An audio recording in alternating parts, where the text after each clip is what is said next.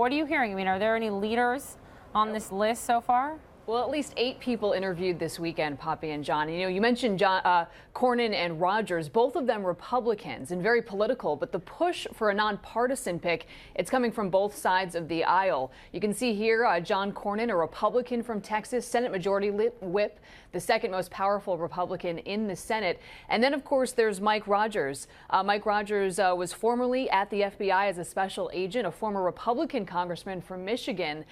He has actually been endorsed by the FBI Agents Association. They're pushing for President Trump to make him their pick. So also on that list of 8, you have current acting director Andrew McCabe, also former assistant attorney general under President Bush, Alice Fisher. In addition, New York Judge Michael Garcia, FBI Special Agent in Charge Adam Lee, as well as Judge Henry Hudson. He's from Virginia. And also Frances Townsend. She's the former Homeland Security Advisor to George W. Bush. She also served in the Department of Justice under Bill Clinton. President Trump does say it is possible he could pick someone before he departs for his overseas trip on Friday.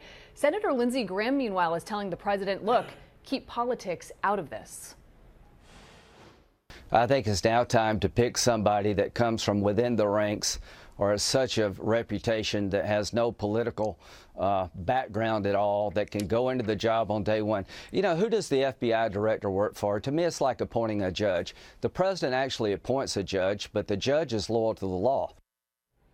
So that push for nonpartisan pick coming from both sides of the aisle. And we know that President Trump will be reading the reports and the recommendations from all of these interviews over the weekend. Perhaps there could be more candidates as well.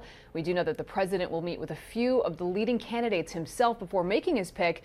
The president saying it could potentially come before Friday.